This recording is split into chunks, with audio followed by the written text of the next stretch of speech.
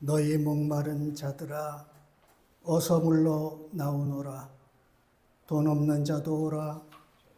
너희는 와서 사 먹되 돈 없이 값 없이 와서 포도주와 젖을 사라. 너희는 내 말을 듣고 들을지어다. 그리하면 너희가 좋은 것을 먹을 것이며 너희 영혼이 만족을 누릴 것이다. 너희는 귀를 기울이고 내게로 나와 들으라. 그리하면 너희 영혼이 살리라. 하나님은 영이시니 예배하는 자가 영과 진리로 예배할지니라. 아멘. 선한 목자 되신 주님, 지난 한 주간도 푸른 초장과 잔잔한 물가로 인도하여 주심을 감사드립니다. 그 은총과 사랑을 기억하며 오늘도 주의 자녀들이 모여 감사와 기쁨으로 예배합니다. 주님의 은총과 사랑을 마음껏 찬송하며 감사가 넘치는 예배되게 하여 주옵소서. 내 입술의 찬송과 기도가 진실한 고백이 되게 하시고 막히고 좁아진 생각과 마음이 온 세상을 품을 만큼 깊고 넓어지게 하여 주옵소서. 예비해 주신 생명의 말씀을 받으며 마음의 염려와 근심이 녹아내리고 주 안에서 새 소망이 솟아나게 하여 주옵소서. 오늘도 이 자리를 그리워하지만 먼 곳에서 군무에서 병석에서 예배하는 지체들에게 큰 위로와 은총을 내려 주옵소서. 예수 그리스도의 이름으로 기원하옵나이다. 아멘.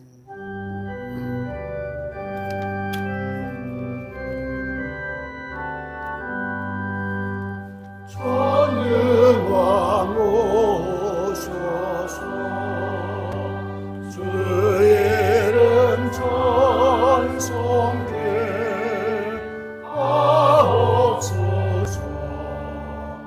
영광과 권능의 선물로 오셔서 우리를 다스려 주옵소서. 강생한 성자여 오셔서 기도를 들으소서. 택하신 백성을 뽐내려 주시고 거룩한 마음을 주옵소서. 위로의 주성령 오셔서 큰 증거 주옵소서. 전능한 주시여 각 사람 마음에서 떠나지 마시고 계시소서. 성삼일체께 한없는 찬송을 드립니다. 존귀한 주님은 영광 좀 배웠고 영원히 모시게 하옵소서.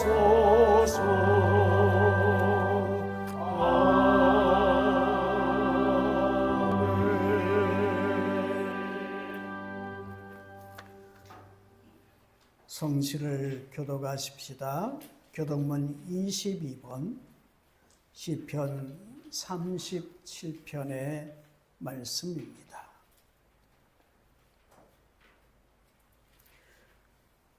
악을 행하는 자들 때문에 불평하지 말며 불의를 행하는 자들을 시기하지 말지어다. 그들은 그와 같이 우리 죄임을 당하여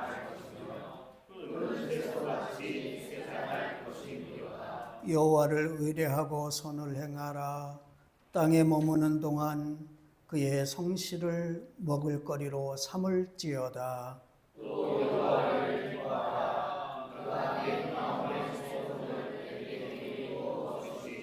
내 길을 여호와께 맡기라. 그리하면 그를 의지하면 그가 이루시고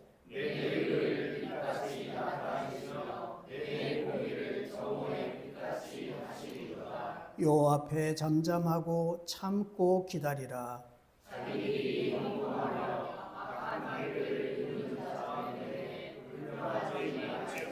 다 같이 분을 그치고 노를 버리며 불평하지 말라. 오히려 악을 만들 뿐이라. 아멘.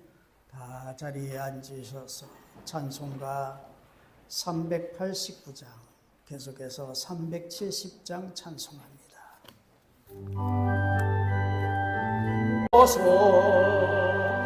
내 뜻과 정성 모두 주님의 귀한 성전 삼일사 항상 계시옵소서.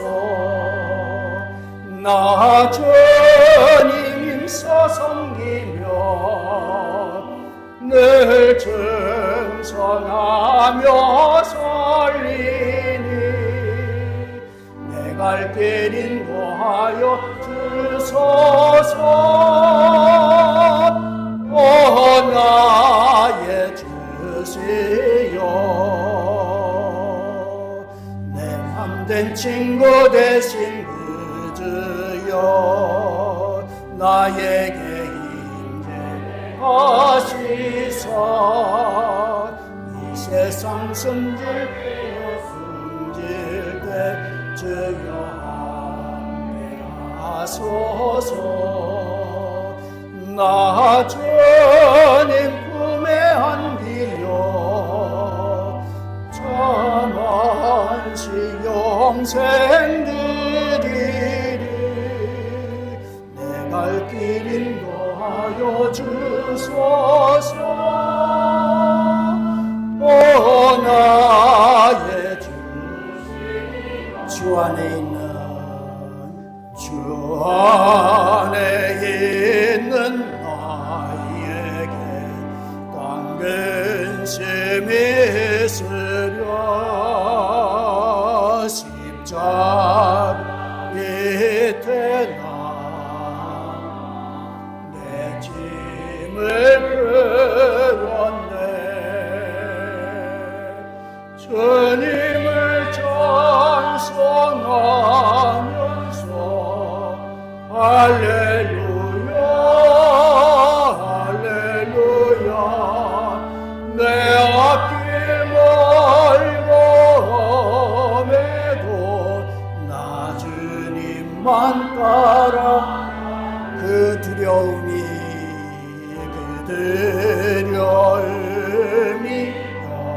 변하여 내 기도 되었고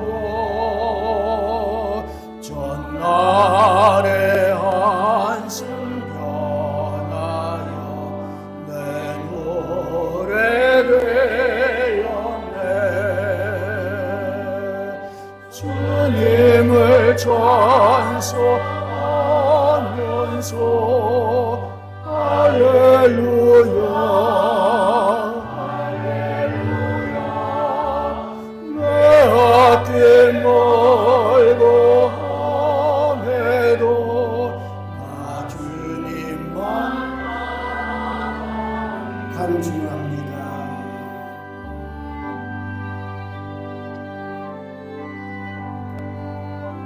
삼절과 4절의 가사를 묵상하십시다.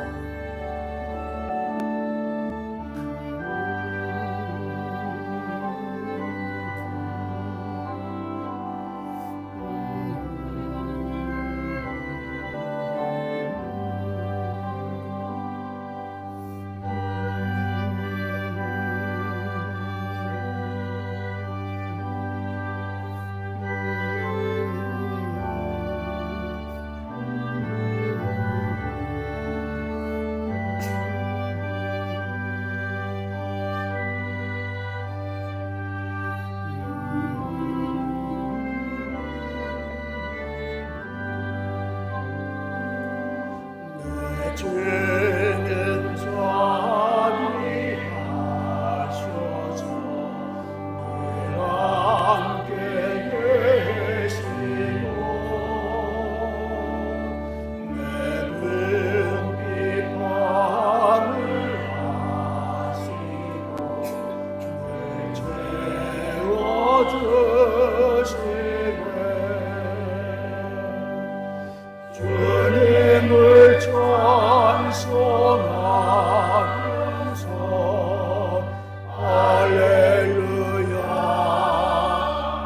할렐루야 내 앞길 멀고 험해도 나 주님만 따라가니 내 주와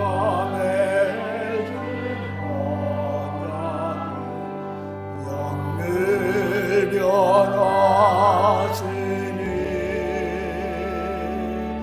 그 나라가 이루어지고 늘 보시네. 아멘.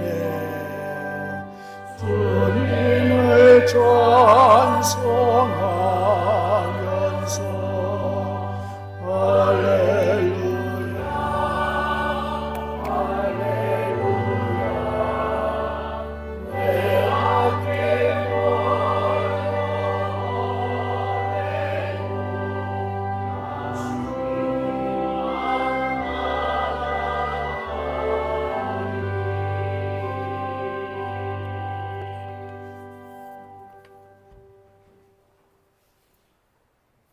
다 같이 기도드리겠습니다. 창세전에 그리스도 안에서 우리를 택하셔서 그의 아들이 되게 하셨고 죽을 수밖에 없는 죄인된 우리를 하나님의 그 크신 사랑과 은혜로 살리시고 오늘도 거룩한 시기를 주셔서 감사의 찬양과 예배로 영광을 돌리고 성도 간의 교제로 당신의 사랑을 나눌 수 있도록 귀한 시간 허락하여 주심을 감사드립니다. 사랑의 주님, 5월 가정의 달을 맞이하여 에베소서의 귀한 말씀으로 인도하여 주셔서 감사드립니다.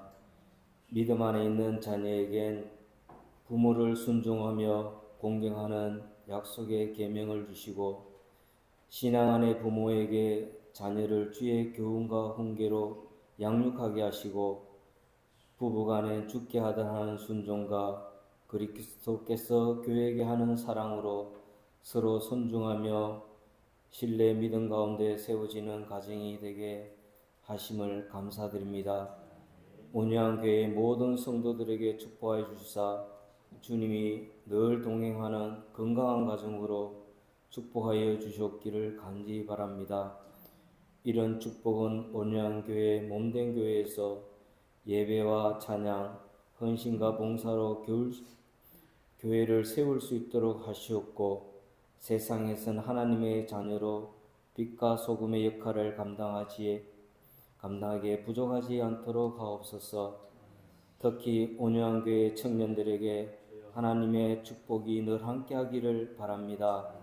저들에게 학업, 저들의 전공 분야에서 실력을 키울 때나 인생의 진로를 결정하며 거기에 기초를 쌓아가는 모든 과정 속에서 하나님의 몸된 교회의 각 부서에서 봉사하고 헌신할 때마다 하나님께서 모든 곳에서 동행하시고 지혜를 주셔서 그들이 기도하며 나가는 길이 늘 형통하기를 간절히 바랍니다. 사랑의 주님, 이 나라를 위하여 기도합니다. 둘로 나누어져 극한 대립으로 분립된 이 나라에 하나님을 두려워하고 섬기는 지도자를 세워주셔서 백성을 진심으로 위하는 지도자가 이 나라의 대통령이 되기를 원합니다. 우리 믿는 성도들이 이 나라 이 민족이 바로 설 수 있도록 그들을 위하여 기도하게 하여 주옵소서.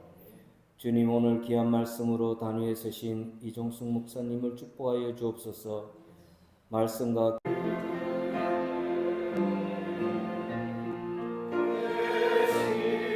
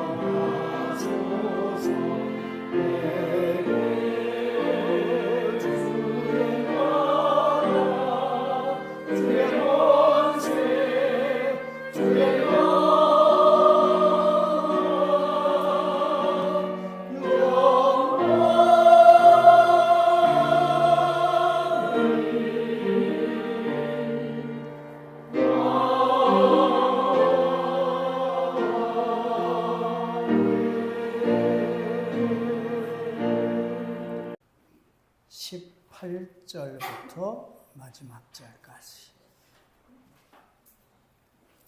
제가 22절까지 봉독하고 마지막 23, 24절은 같이 봉독하십시다. 18절입니다. 모든 기도와 간구를 하되 항상 성령 안에서 기도하고 이를 위하여 깨어 구하기를 항상 힘쓰며 여러 성도를 위하여 구하라.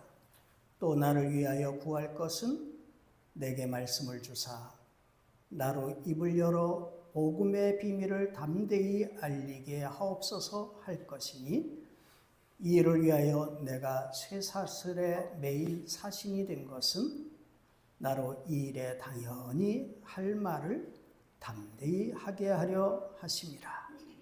나의 사정 곧 내가 무엇을 하는지 너희에게도 알리려 하노니 사랑을 받은 형제여 주 안에서 진실한 일꾼인 두기고가 모든 일을 너희에게 알리리라. 우리 사정을 알리고 또 너희 마음을 위로하기 위하여 내가 특별히 그를 너희에게 보내었노라. 다 같이 아버지 하나님과 주 예수 그리스도로부터 평안과 믿음을 경한 사랑이 형제들에게 있을지어다. 우리 주 예수 그리스도를 변함없이 사랑하는 모든 자에게 은혜가 있을지어다. 아멘.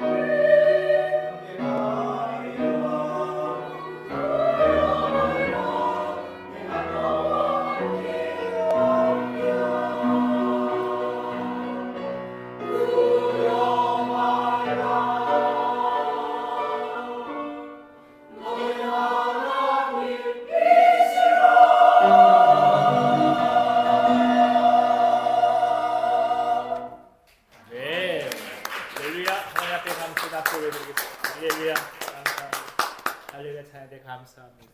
고맙습니다.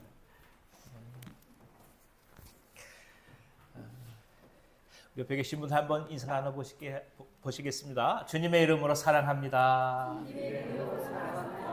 주님의 이름으로 축복합니다. 네, 반갑습니다. 한 주간 잘 지내셨습니까? 네, 감사합니다. 이렇게 웃는 얼굴로 또 서로 축복하면서 뵙게 돼서 얼마나 고마운지 모르겠습니다. 참 감사합니다. 우리가 많이 바라는 것 중에 하나가 신앙이 좀 성숙하면 좋겠다, 이런 바람을 많이 갖습니다. 그런데 이 신앙의 성숙은 개념이 아니고 실제입니다. 어두움의 영적인 대적들과의 싸움이 있고 또 깊은 내적 성찰이 있을 때 가능하게 됩니다. 하나님은 이를 위해서 우리에게 그래서 영적인 무기로서 전신갑주를 허락해 주셨습니다. 그것이 지난 주간에 우리가 함께 나눈 말씀입니다. 진리의 허리띠를 띠고 의의 호심경을 붙이고 평안과 복음으로 준비된 신을 신으며 믿음의 방패를 들고 구원의 투구와 성령의 검을 통해 영적인 싸움을 감당하도록 도우신 것입니다. 하지만 비록 이 전신갑주가 다 준비되어 있다 할지라도 전쟁에서 깨어 주위를 감시하는 경계가 사라지게 되면 한순간에 모든 것을 이룰 수 있게 됩니다.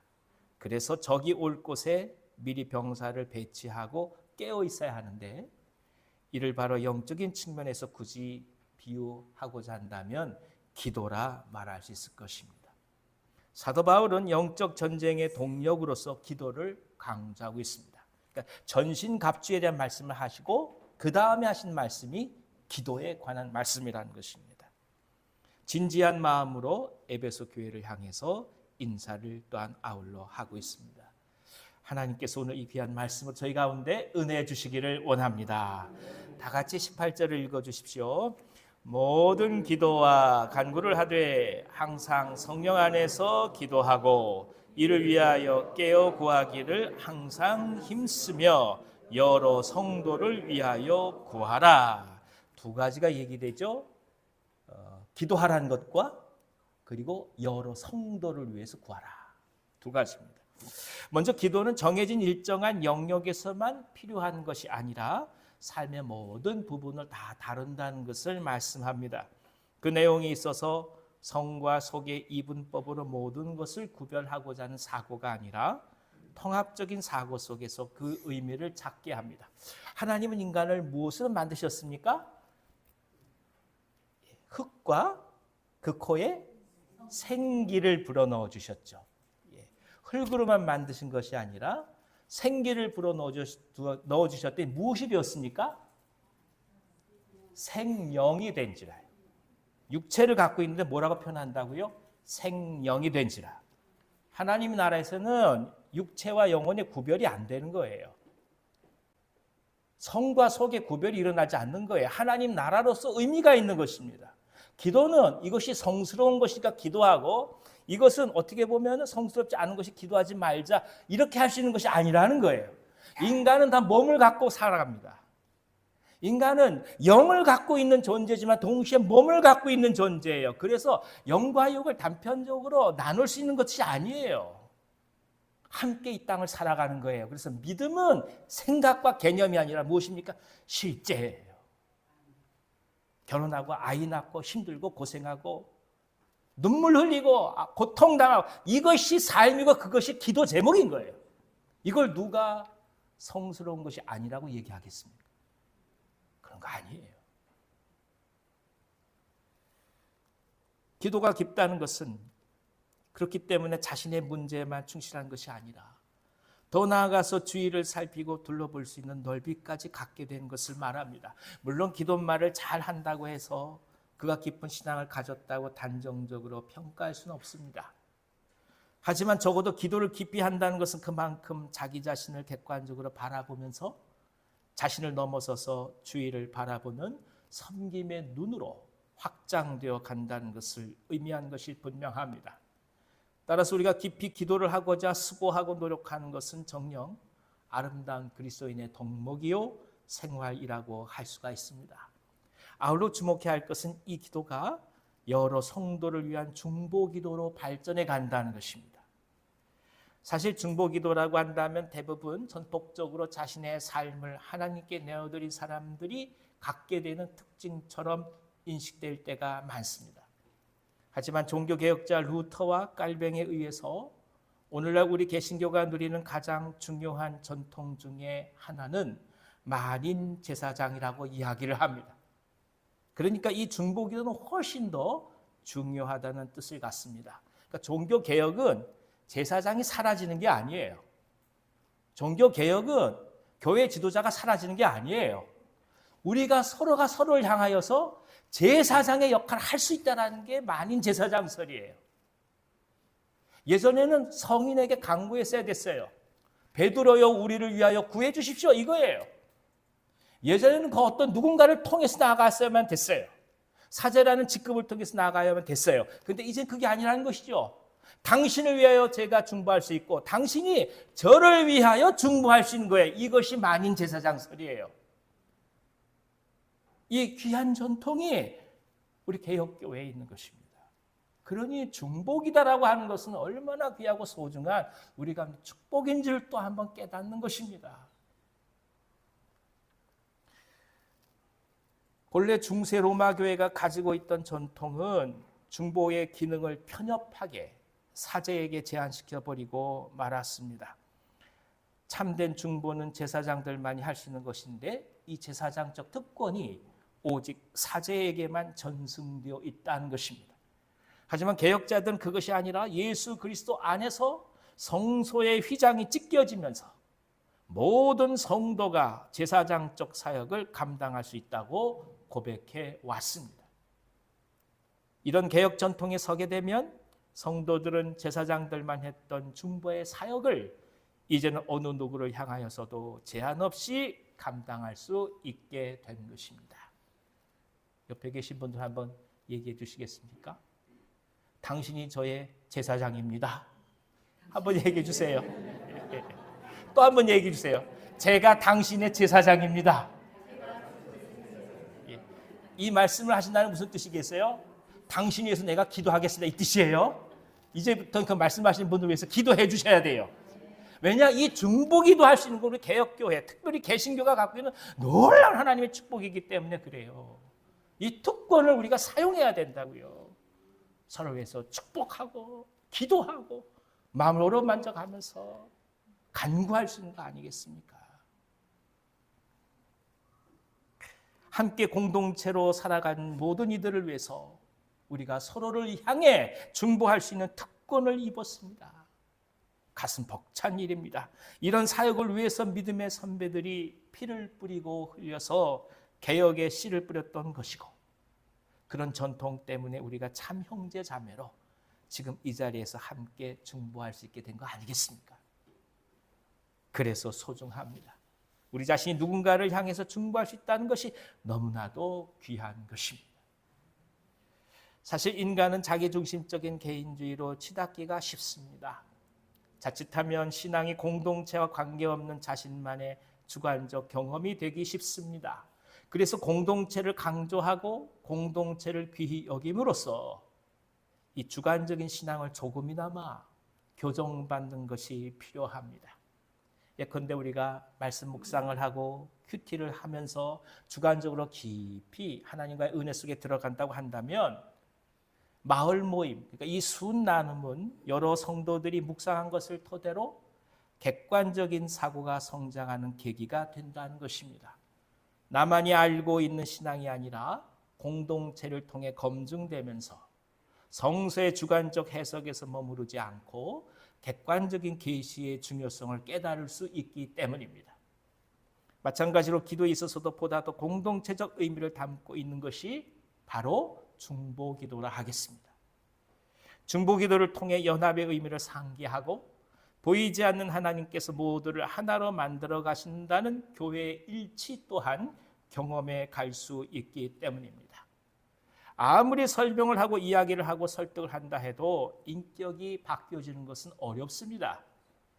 그러나 기도는 사람을 바꾸고 생각을 바꾸고 관심사를 바꾸게 합니다. 자신이 모든 것의 중심이었던 삶의 태도에서 주위를 바라보고 공동체를 바라보며 하나님의 꿈을 볼 수가 있기 때문입니다. 우리가 하나 오해하고 있는 것이 이 선교사님들이 세워질 때 독특한 은혜와 소명을 받은 차별된 존재가 어느 순간 세워지는 것으로 여긴다는 것입니다. 애당초 그런 사람들은 타고날 때부터 다른 것으로 알고 있어요.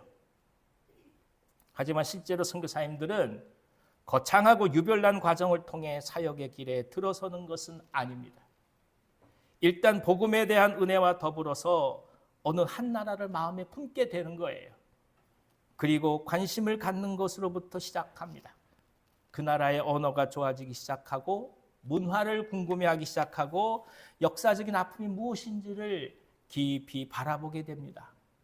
그리고 그것이 자연스럽게 기도함으로 바뀌게 되고 자신뿐만이 아니라 그 나라를 위해서 기도하는 사람들의 모임에 참여함으로써 공동체를 이루게 됩니다. 그리고 공동체 속에서 깊은 사랑을 간직하는 가운데 성령의 이끌림에 의하여 거절할 수 없이 자신의 삶을 내어드리는 것이 선교사의 삶입니다. 결국 중보기도가 하나님의 사역자로서의 길을 열어주는 계기가 되는 것입니다.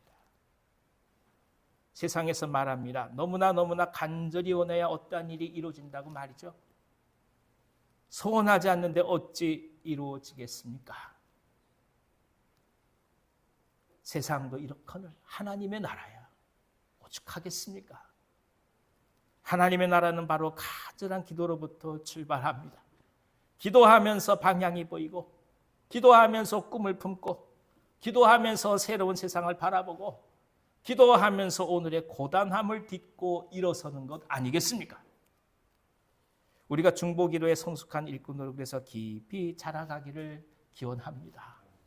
스쳐 지나가는 주의 사소한 것들 속에서 오히려 기도 제목을 발견하는 영적 민감성이 있다면 얼마나 행복하겠습니까? 이 중보기도의 복이 우리 모두 가운데 가득하기를 기원합니다. 자, 이제 바울은 이런 중보기도의 중요성 속에서 동시에 자신을 위한 기도 제목을 에베소 교회와 나누고 있습니다. 19절부터 20절까지 읽어주세요. 또 나를 위하여 구할 것은 내게 말씀을 주사 나로 입을 열어 복음의 비밀을 담대히 알리게 하옵소서 할 것이니 이 일을 위하여 내가 쇠사슬에 매인 사신이 된 것은 나로 이 일에 당연히 할 말을 담대히 하게 하려 하심이라. 사도 바울의 기도 제목은 복음의 명료성과 용기를 달라는 것입니다.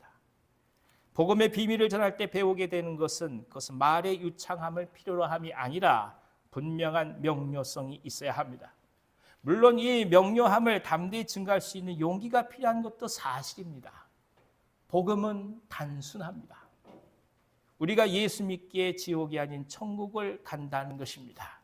간단해요. 무엇입니까? 예수 그가 하나님이시다. 예수 그가 우리를 구원하신다. 예수 그가 우리 죄를 위하여 십자가에서 죽으셨다. 이것이 다예요. 어렵고 힘들고 철학적인 그런 거 아니에요. 아주 단순해요. 그 은혜로 가는 거예요. 학생들 데리고 아우리치를 갈 때 지금도 기억이 납니다. IMF 위기가 돼서 모든 선교길들이 다 막혔어요. 교회에서 재정적인 어려움 때문에 밖으로 떠날 수가 없었습니다. 근데 그때 대학부 학생들 중에서 43명이 헌신을 했어요. 43명이 여름에 태국을 향해 들어갔습니다. 세상에 태국말 하는 사람이 누가 있겠습니까? 어떻게 복음을 전할까요? 태국어로 된 사형리를 구했습니다. 태국어로 된 사형리 위에다가 한글로 토를 다는 거예요. 사와디카. 그걸 사형리로 토를 다는 거예요. 그 다음에 그걸 우리가 외울 수가 없잖아요. 어떻게 했을까요? A4 용지에다가 복사를 했습니다. 그리고 코팅을 했습니다. 위에다 구멍을 뚫었습니다. 줄을 걸었고요. 목에다 걸었습니다. 그리고 태국 저작거리에 가서 만나는 사람들한테 들이미는 거예요. 읽어주십시오. 아니면 한글로 그것을 읽는 거예요. 간단해요. 예수님 그분이 당신을 위해 죽었습니다. 마지막에 그 예수님을 영접하시겠습니까? 여러분 영접하겠다는 사람이 나올까요? 안 나올까요? 나옵니다. 말 잘해서 선교하는 거 아니에요. 지혜가 출중하고 지식이 뛰어나서 이것저것 잘 설득해서 복음 전하는 거 아니에요. 복음은 시뻘건 피로부터 시작된 거예요. 복음은 십자가 상에 있는 피로부터 시작된 거예요. 간단해요. 예수께서 당신을 위해 죽으셨습니다. 그 예수님을 믿으십시오. 이거예요.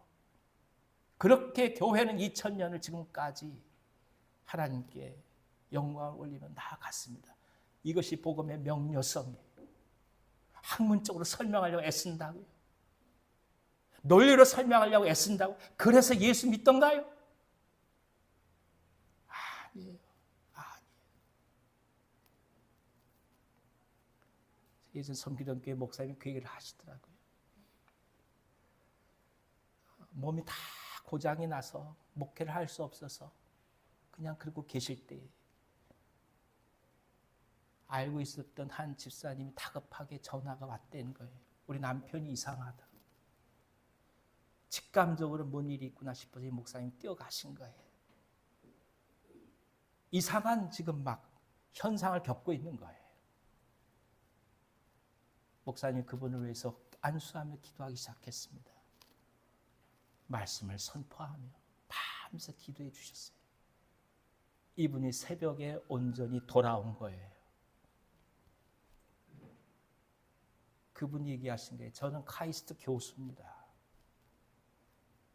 평생을 과학을 한 사람입니다. 젊은 나이에 학위를 한 사람입니다. 제가 한 번도 상식적으로 이해할 수 없고 납득할 수 없는 일이 제 몸 안에서 지금 일어났습니다. 이것을 어찌 부인하겠습니까? 누가 뭐라고 해도 일어난 일을 어찌 제가 이것을 아니라고 얘기하겠습니까?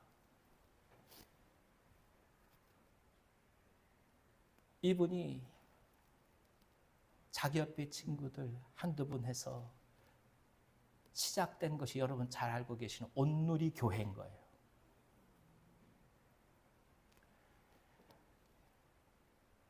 다 준비가 되어서 모든 것 다 갖추고 있어서 완벽할 만한치 모든 일을 다 할 수 있는 능력이 되어서 하나님의 나라가 시작되는 거 아니에요.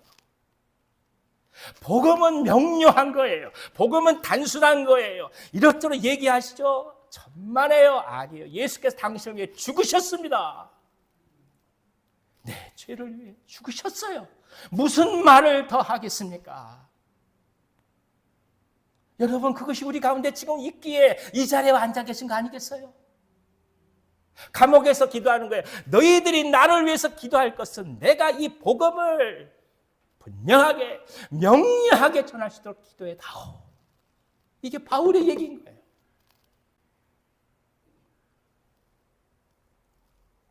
진리에 대한 확신이 있게 될 때, 그때 비로소 종말론적인 윤리로서 현재의 삶을 보게 되는 거예요. 아무리 설명한도 이해가 되겠습니까? 아니에요. 예수를 알고 죄의 본성을 알고 깨닫고 용서하며 은혜를 경험하게 될 때 내가 살아갈 이유가 뭐지?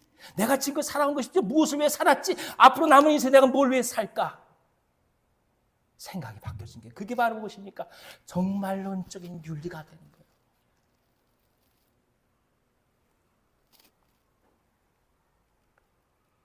너희가 환난을 당하나 담대하라. 내가 세상을 이겨온노라 예수께서 말씀하셨듯이 신앙이 우리 자신의 삶을 이끌어가도록 마음을 계속적으로 열어가는 기도가 그래서 더더욱 우리 가운데 필요한 것입니다. 우리가 생각하는 신앙이 이렇다는 종교적 관념이 우리의 신앙생활을 결정하도록 내버려둘 필요는 없습니다. 신앙은 우리의 결정 속에 들어가 있는 것이 아닙니다. 그것은 우리의 결정과 이성을 초월하는 신비의 영역입니다. 사실 한국교회에 영향을 끼친 선교단체 중에 예수전도단이 있습니다. 여러분 들어보셨지요? YOM이라고 얘기하는 예수전도단이 있습니다. 이 단체는 주로 하나님의 음성을 듣는 법이라는 영적 훈련 과정을 굉장히 강조합니다. 제주도에도 있고 하와이에도 있고 이런 DTS라고 부르는 제자 훈련 과정에서 특별히 영적 민감성을 가르칩니다. 자칫 오해하면 굉장히 주관적 신앙을 어찌 객관화할 수 있을지 많은 염려가 되는 것도 사실입니다. 하지만 이 예수전도단에서 철저히 지키는 것이 있습니다. 무엇이냐 하면 하나님의 음성이라고 누군가가 한 분이 확신하게 되었을 때 동일한 제목으로 공동체가 기도하는 것입니다.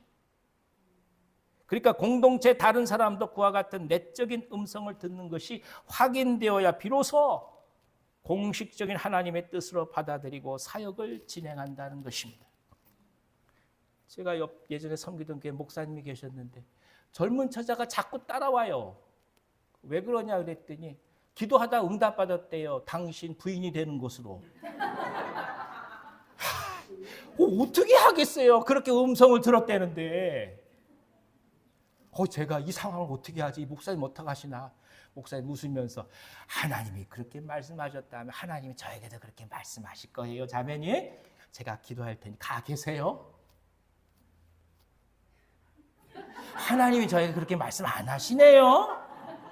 무슨 말이겠습니까? 주관적인 내적 경험은 공동체에 함께하는 기도를 통하여 객관화되고 일반화될 수 있는 거예요. 그러니까 당신 혼자의 내적인 영적 경험이 중요한 게 아니라 그것을 정말 하나님의 뜻을 하고 외치고 함께 공유하기 위해서는 같이 기도하면서 모두에게 검증이 되어야 하는 거예요. 이게 예수 전도단의 원리예요.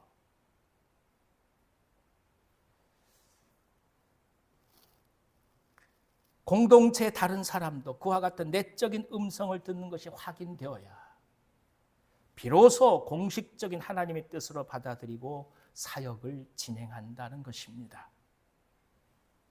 오늘 현실에서 많은 분들이 영적 갈증을 느끼고 그 탈출구를 모색하는 경우가 많습니다. 제 기도 제목도 이겁니다. 적어도 우리 교회 모든 분들 한 분도 영적 갈증을 그것 때문에 고통당하지 않고 다 충만하게 하나님의 은혜를 받으실 수 있도록 그렇게 기도하는 거예요. 모든 분들이 사실 다 갈증을 갖고 있는 거 아니겠습니까? 오죽하면 얼마나 갈증이 나면 신천지한테 가겠어요. 얼마나 막 공허하면 하나님의 교회 그런 데 찾아가겠냐고 말이에요. 이단들이 부흥한다는 결국 그래서 우리가 그분들을 위해서 준비되지 못한 죄도 큰 겁니다. 그분들이 우리 정말 아름다운 교회에 와서 이 귀한 교회에 와서 모든 것이 다 만족될 수 있다면 그런데 갈 필요가 없었을 거 아니에요. 우리가 그렇게 못 해주니까 우리는 항상 형식 얘기하고 격식 따지고 위아래 따지고 이러니 이래야 되고 저러니 저래야 되고 막 내적은 갈급해서 이러고 왔는데 죄송해요. 저한테 하는 얘기예요. 자, 이럴 때 가슴이 미어져요. 정말 힘들어하는 자들 향해 우리가 무엇을 지금 해줄 수 있을까?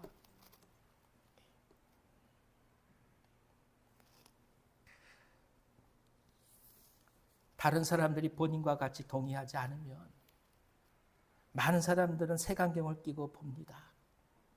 그래서 우리가 기억해야 합니다. 공동체가 함께 기도하고 함께 고백하며 함께 받아들이는 은혜의 과정을 귀히 여겨야 한다는 것입니다. 마을 모임 사랑해 주십시오. 두 분이 사랑하신다 그러셨어요. 아무리 바쁘셔도 마을 모임 함께 사랑해 주십시오. 예. 그래야 당신의 생각이, 당신의 신앙이 아름답게 교정이 되는 거예요.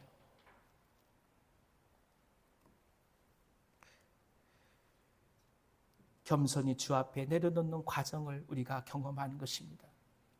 공동체의 검증을 깊이 인정하고 그 안에 내적 경모함을 신앙으로 고백한다는 뜻입니다. 그렇습니다. 완전히 내려놓을 때 비로소 새로운 질서가 우리 안에서 생기는 것을 목격합니다. 지금껏 내가 하려고 힘들었던 나만의 결심이 이제 하나님이 이루신다는 믿음으로 바뀌게 되고 그런 믿음 안에서 참 자유를 누리게 될 것입니다. 이를 향해 나아가는 것이 용기입니다. 자, 이제 사도 바울은 에베소 교회를 향해서 마지막 인사를 하고 있습니다. 21절에서 22절 읽어주세요. 나의 사정 곧 내가 무엇을 하는지 너희에게도 알리려 하노니 사랑을 받은 형제여 주 안에서 진실한 일꾼인 두기고가 모든 일을 너희에게 알리라. 우리 사정을 알리고 또 너희 마음을 위로하기 위하여 내가 특별히 그를 너희에게 보내었노라. 먼저 바울은 두기고를 보냄으로써 바울의 사정을 에베소 교회에 알리기를 원했습니다. 그는 편지보다 얼굴과 얼굴을 맞대고 성도들을 만나길 원했던 사람입니다. 하지만 지금은 형편이 달라져서 두기고를 보냅니다. 빌립보서의 기록에 따르면 이 시기가 바울을 통해서 복음이 온 시대 안에 전파되었던 시기라고 묘사하고 있습니다. 그러니까 바울은 죄수의 몸으로 갇혀 있으면서도 복음을 전했던 것이고 그런 역사 속에서 하나님께서 어떻게 사람들에게 구원을 허락하시는지 그 복음 사역의 현장을 전하고 싶었던 것입니다. 그렇습니다. 그리스도인은 환경의 어려움을 탓하지 않습니다. 오히려 어려움 속에서 역사하신 하나님의 은총을 먼저 찾습니다. 우리가 어떤 삶을 살아가든지 그 삶 속에서 하나님의 손길을 찾을 때 비로소 자유해집니다. 우리가 계속적으로 우리의 삶에서 하나님을 향한 감사를 찾고자 훈련하는 것도 바로 이런 이유에서입니다. 우리가 감사의 제목을 발견할수록 우리는 자유해집니다. 자유하기를 원하신다면 감사의 제목을 찾아가십시오. 그것이 우리를 해방시킵니다. 아울러 바울은 두기고를 보냄으로써 에베소 교회를 위로합니다. 공동체는 신학적인 거창한 이론이 아닙니다. 교회는 사상과 생각으로 펼쳐지는 그런 철학적 이론이 아닙니다. 교회는 실제고 삶입니다.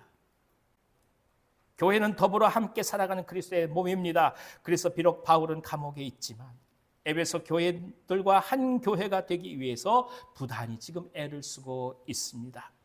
그들과 몸은 떨어져 있더라도 마음은 하나님을 천명하고 있는 것입니다. 성도로서 교회를 사랑한다는 것은 이 같은 의미입니다. 우리가 예배당에 오면 격려하기 위해서 보내신다. 이 마음으로 오신다면 우리가 얼마나 기쁘고 아름답겠습니까?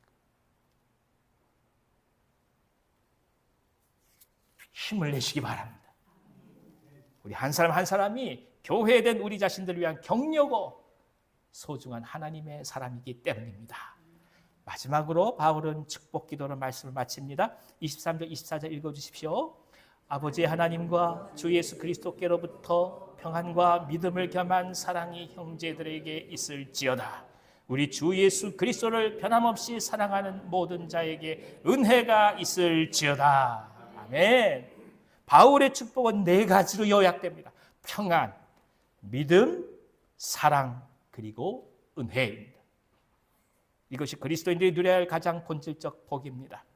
그리스도 안에 있는 평안, 새로운 공동체 원동력인 끊임없는 믿음, 모든 허물과 죄를 용서하는 사랑, 마지막으로 이를 가능하게 하시는 즉 교회를 이루시는 하나님의 은혜, 그것이야말로 우리가 이 땅 가운데서 교회로 살아갈 수 있는 가장 소중한 선물인 것입니다. 지난 1월부터 지금까지 우리는 에베소서를 통해 교회의 의미를 살펴봤습니다. 교회는 다양성 속에서 일치를 찾아갑니다. 하나님의 은사가 발휘되면서 동시에 하나님의 나라 선교라는 하나의 방향으로 일치되어 갑니다. 교회는 조직과 제도를 통해서 끌고 가는 것 아닙니다. 오직 성령의 역사하심 속에서 다양한 은사가 아름답게 발휘될 때 영혼이 들어오는 감격을 통해서 하나님을 경험하는 것입니다. 그래서 교회는 당신의 개성을 존중하고 당신의 인격을 존중합니다. 하지만 복음을 전하여 공동체를 이루어가는 선교라는 하나님의 꿈에 대해서는 우리는 언제나 일치를 향해 달려가야 합니다. 사람을 구하기 위하여 우리는 유연하게 생각하고 이 시대의 문화 속에서 어떻게 하는 것이 복음의 본질을 손상하지 않고 그 진리를 전할 수 있을지 고민하면서 시대의 아픔을 공유하는 것입니다. 그리고 참된 공동체를 함께 만들어가면서 진정한 교제와 형제자매의 기쁨을 서로 나누는 소망을 품고 달려가기를 원합니다. 성도를 온전하게 하며 봉사하게 하며 그리스도의 몸을 세우려 하십니다. 하나님의 꿈으로 무리의 마음이 하나가 되게 하옵소서. 예수님의 이름으로 감사하며 기도하옵나이다. 아멘. 아멘. 우리 함께 찬송가 208장으로 함께 찬송하십시다.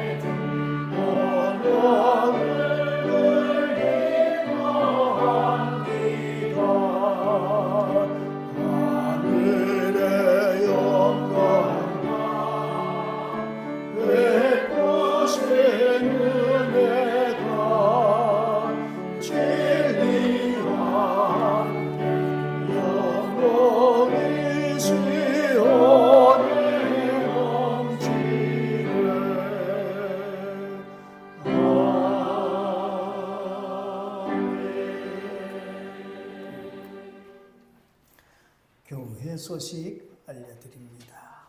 15분 정도. 그 다음에 기도, 특송. 그 다음에 교우들에게 문자로든 전화로든 함께 우리 모여서 기도하십시다. 연락하시는 것. 네. 근데 찬양인도 하기가 좀 어렵다. 그러면 우리 목사님에게 부탁하면 또 인도해 드립니다. 이번 주에도 우리가 함께 모여 중보할 수 있는 시간 될 수 있기를 바라고요. 예배 마치자마자 우리 선교주일날 선교회 별로 원례회 있습니다. 특별히 4개국에 파송되어서 수고하는 선교사님과 선교지를 위해서 선교회들은 꼭 한마음으로 기도해 주시기를 바랍니다. 오늘은 양정미 권사님 조에서 점심을 맛있게 준비했습니다. 사랑의 식탁에 교제를 나누시기를 바랍니다. 이제 우리 다 자리에서 일어나셔서 630장 찬송 부르며 드린 예물 봉헌하십시다.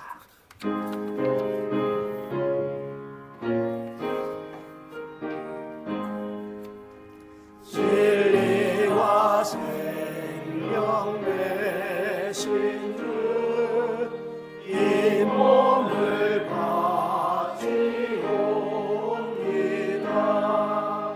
믿음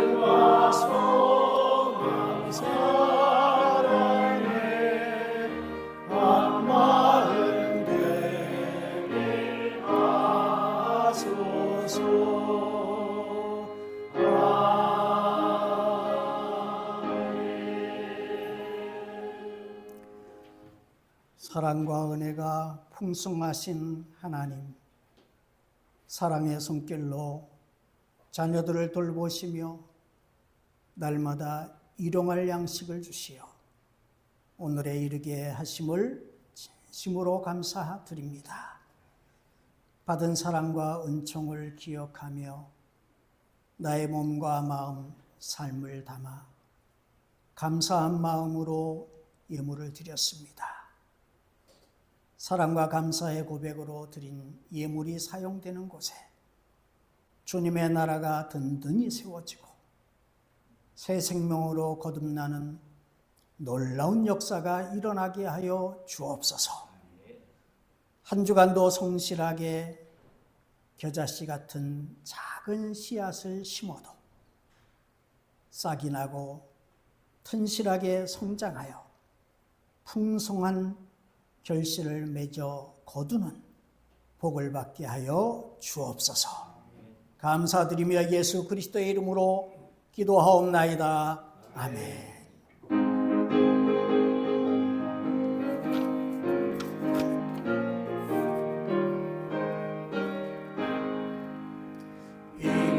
식구들 자가 없는 이때에 너가 가서 거둘까.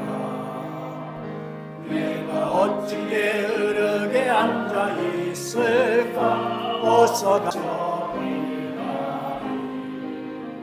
주가 영육 내리실 때 능력 받아서 기뻐 거두리로다. 오래 제가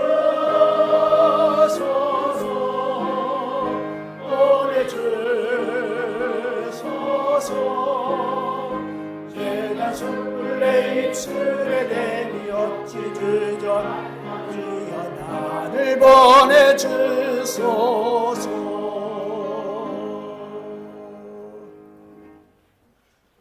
우리와 세상 끝날까지 늘 함께 동행하여 주시는 우리 구주 예수 그리스도의 은혜와 하나님의 아버지의 그 크신 사랑과 성령의 교통하심이 사랑으로 이 나라 이 민족을 끌어안고 성도 한 분 한 분을 품에 안고 기도하며 하나님의 뜻을 따르며 살아가기를 소망하는 주의 백성들 앞날 위에 이제로부터 영원히 함께 있을지어다.